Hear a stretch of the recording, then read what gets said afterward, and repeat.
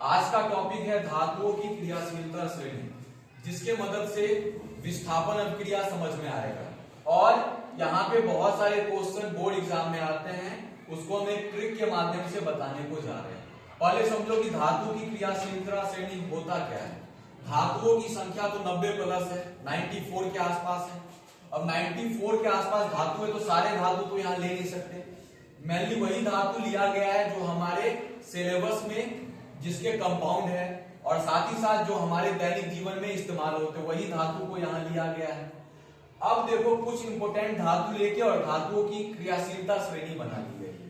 जो ज्यादा अक्रियाशील धातु है उसको ऊपर रखा गया है, जैसे पोटेशियम, सोडियम, इसको ऊपर रखा गया है क्योंकि बहुत ज्यादा क्रियाशील होता है। क्योंकि ये ऑक्सीजन मिले तो ऑक्सीजन से अभिक्रिया कर लेगा, जल मिले तो जल से अभिक्रिया कर लेगा। इसलिए कभी भी पोटेशियम सोडियम को हम लोग खुला में नहीं रखते हैं। पोटेशियम और सोडियम को केरोसिन तेल के अंदर रखते हैं, क्योंकि खुला में रखेंगे तो ऑक्सीजन से रिएक्शन करके ब्लास्ट कर जाएगा, क्योंकि रिएक्शन बहुत फास्ट होता है तो ब्लास्ट हो जाएगा। जल में रखेंगे तो जल में फास्ट रिएक्शन करके ब्लास्ट हो जाएगा।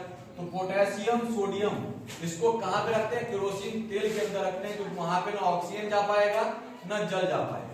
अब तुम लोग देखो, अगर इसकी श्रेणी है तो सबसे ज्यादा क्रियाशील कौन है? पोटेशियम, फिर सोडियम, और धीरे धीरे क्रियाशीलता घटते जा रही है। और ऐसे करके सबसे नीचे में कौन आ रहा है? प्लेटिनम। तो जितने भी धातु हमने लिया है सबसे कम क्रियाशील कौन है? प्लेटिनम, गोल्ड यानी सोना, एजी मतलब चांदी, ये सब कम क्रियाशील है। और यही कारण है इस सब का आभूषण बनाते हैं, यानी ज्वेलरी का सामान बनाया जाता है, चांदी का, सोना का, प्लेटिनम का, क्योंकि ये जल्दी अभिक्रिया करता ही नहीं है, चाहे वो जल हो चाहे वो ऑक्सीजन हो, यह अभिक्रिया नहीं करता। इसलिए कोई भी ज्वेलरी कोई पहनता है तो बहुत ज्यादा दिनों तक चमकीला रहता है, तो 3 साल बाद उसको साफ करना पड़ता है, क्योंकि अभिक्रिया करता ही नहीं है। लेकिन अब बताओ पोटेशियम सोडियम का कोई ज्वेलरी पहनता, पता चलता कान ही गायब हो जाता है, नाक ही गायब हो जाता है, क्योंकि ये सब बहुत ज्यादा अक्रियाशील है। तो धातु की अक्रियाशीलता श्रेणी क्या है? क्रियाशीलता श्रेणी क्या है? तो यहाँ पे धातु को उसके क्रियाशीलता के घटते क्रम में रखा गया है। घटते क्रम का मतलब जो ज्यादा क्रियाशील है उसको ऊपर रखा गया है और उसकी जो क्रियाशीलता घटते जा रही है।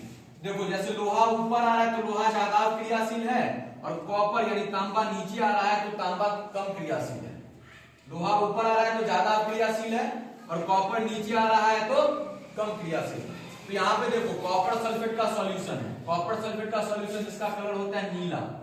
इसमें अगर लोहा का कोई भी वस्तु रख दो, चाहे लोहे की कांटी रख दो, लोहा का छोटा सा टुकड़ा रख दो, तो लोहा क्या करेगा? कॉपर सल्फेट का जो सॉल्यूशन है यानी जलीय विलयन है, उससे कॉपर को हटा देगा। अब पहले कॉपर सल्फेट था जिसके कारण से इसका रंग कैसा था? नीला। अब लोहा ने क्या किया? कॉपर को हटा दिया, तो क्या बन गया? देखो FeSO4 बन गया है। अब कॉपर सल्फेट रहा नहीं बेचारा, बना क्या? FeSO4, तो नीला रंग गायब हो जाएगा ना। अब FeSO4 का रंग कैसा होता है? हरा, इसलिए यहाँ पे हरा रंग का विलयन बन जाता है और कॉपर मुक्त होता है।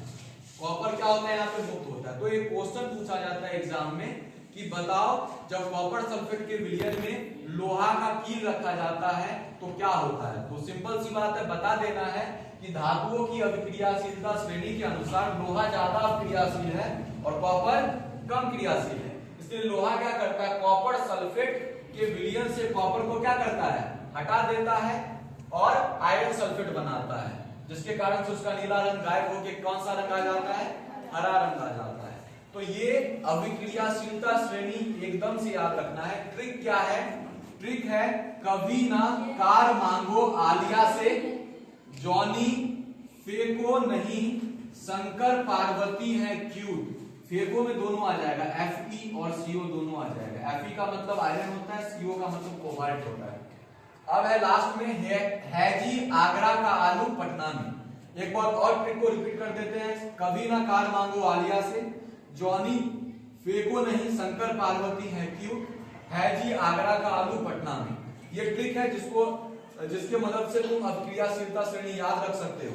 और एक बात याद रखना है, आलिया भट्ट एक एक्ट्रेस है, अगर उससे कार मांगने को जाओगे तो रणबीर कपूर से थप्पड़ लगेगा।